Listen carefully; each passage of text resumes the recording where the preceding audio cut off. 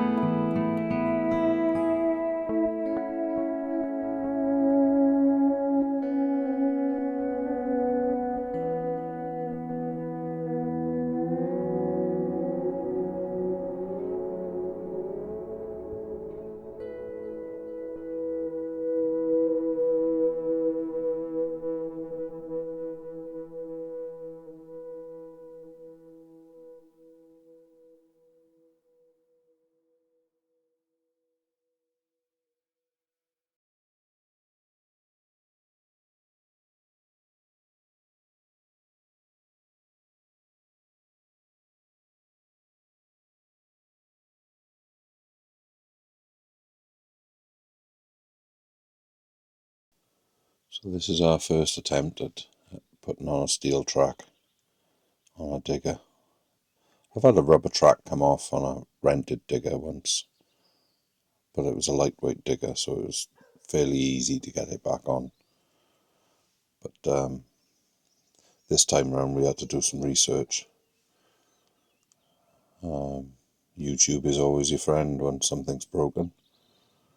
So you've got to slacken the grease nipple off, compress the piston in the jockey wheel to let all the grease out, which detensions or shortens the span of the two pulleys, the tooth pulley and the slave pulley.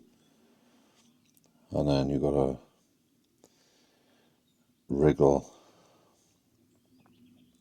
the track into place.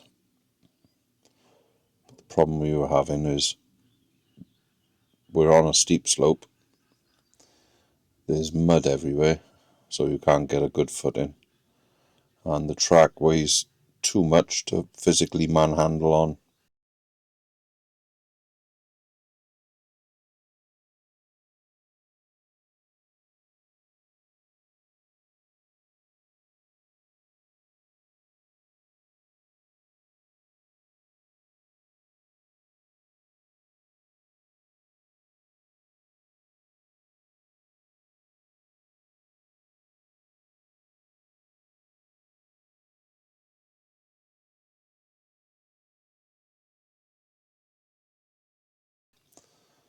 So we reverted back to the old lorry straps or load straps, where we're using them as pulleys and tensioners.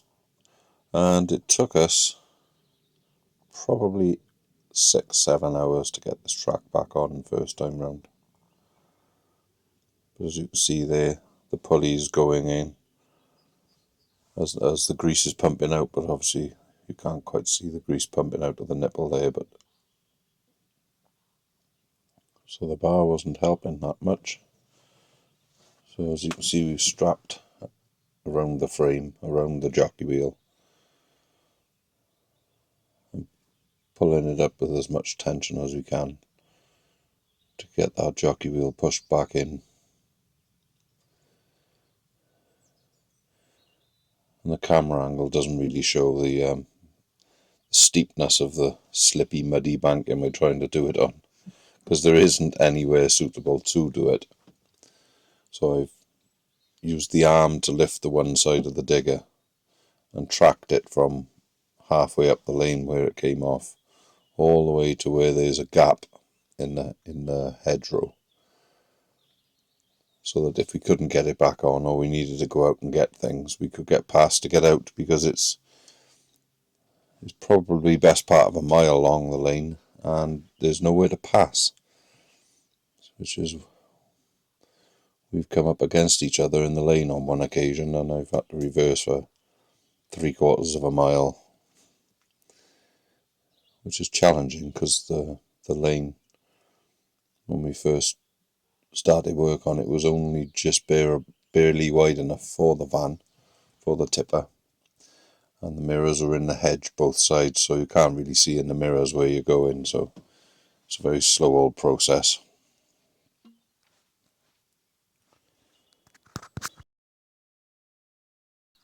So I thought I was strong, and I thought I'll drag that track, and I grabbed hold of the end of it and put a strap through it, grabbed the strap, and I couldn't budge it. So I'm guessing it must weigh 150 kilograms, if not more than that. It's surprising how heavy it is. It's 450 millimeters wide, and the track's probably 6 feet long, doubled over. So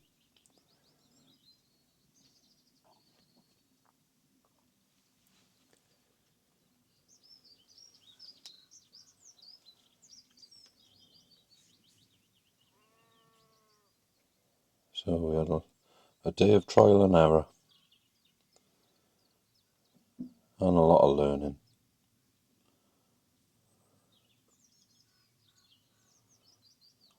I think there might have been a few swear words.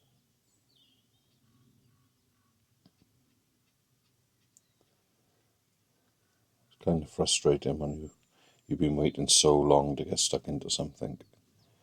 Months and months in the waiting. And then the track comes off, and it's kind of frustrating that you can't just get on with what you've got to do. You've got to fix something that's broken.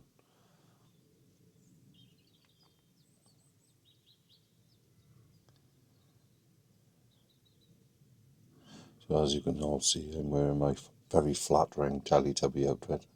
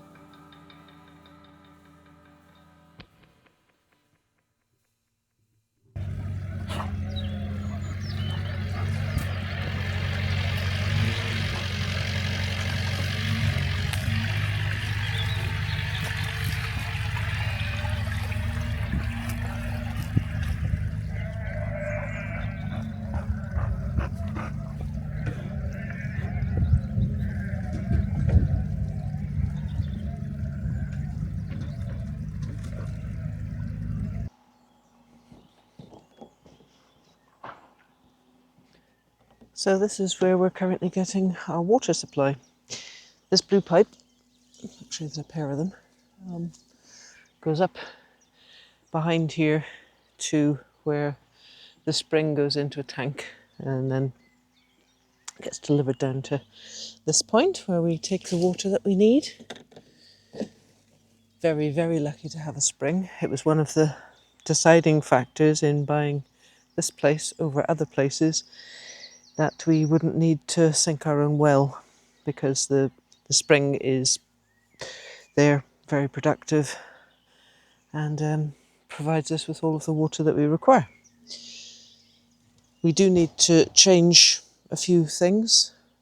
Obviously we need to have actual pipe work down in the house and various things like that, but that'll all come in due course. For now, we're quite happy to just take the water off here and use it.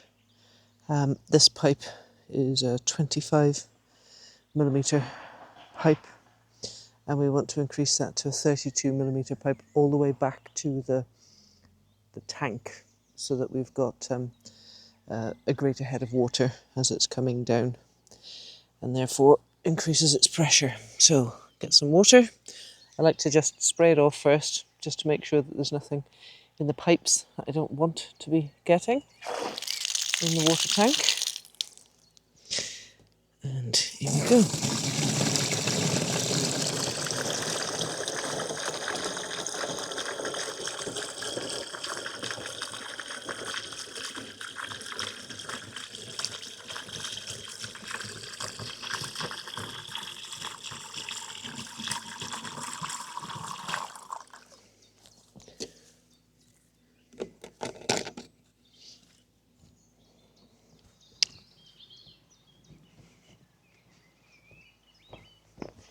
Welcome to my makeshift utility room here on Camp Haven. So last time introduced you to a product that was sent to us by Kactoily, which is a water quality tester. Now, they didn't send it to us because we were going to be doing a bit of camping, but because of our ambitions to embrace a fully off-grid lifestyle. So this is the first real test, if you like, for our water. I mean, it's drunk by the animals, which is usually a very good sign that it must be of a suitable quality. But until I've analysed it, I really don't know what it is that we're dealing with. My fingers are crossed that it's of very high quality, so that all we'll need to do post taking it out of the pipe that leads from the storage that is fed by the spring is for us to put it through a final filtration system that we can attach to taps, etc. But of course that will all depend on the quality of the water in the first place, as to how much or how much of an engineered filtration system we actually need. It could be a pretty straightforward thing that you just attach in line into your water supply, or it could be something a little bit more intensive than that. So we will see. So this tool, I've showed it to you before, we just put into the water to undertake the test. But I just wanted to give you a little bit more information about some of the things that it does test. It tests oxygen consumption, a COD parameter, total organic carbon, that shows up on this as TOC, total dissolved solids, TDS, electrical conductivity, EC, ultraviolet absorption value, UV275, and the temperature of the water. So I am now going to test all of those things and find out exactly what the quality of this groundwater is. So this is the container that I just collected that water in. Here's the tool. I'm going to turn it on. I'm now going to, well, it says that there's no measurement just yet, which is understandable because I haven't started measuring anything yet. Press measure. insert into water to measure. So in it goes. There's a marker on it between a maximum and a minimum. I'm now going to measure the water quality. Wow. Well, I mean, this is a measure out of 100, and so to get 99, well, I'm very, very pleased with that. Exceptionally pleased with that.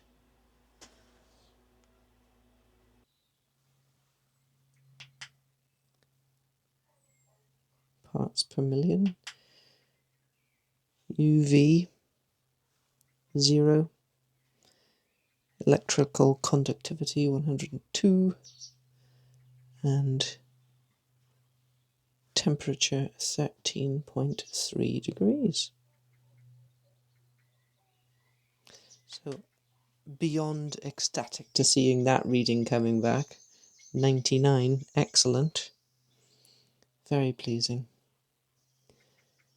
You may recall from last time I told you that Kactoily have provided us, therefore you, with a discount, a 14% discount against the price of this product, should you wish to avail of it.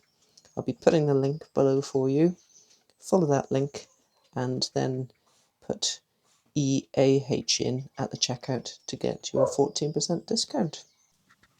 So we hope you've enjoyed this week's video. And we've finally got on the ground, and we're finally achieving something after months and months of waiting. If you've got any comments you'd like to leave, that would be great. We do appreciate them.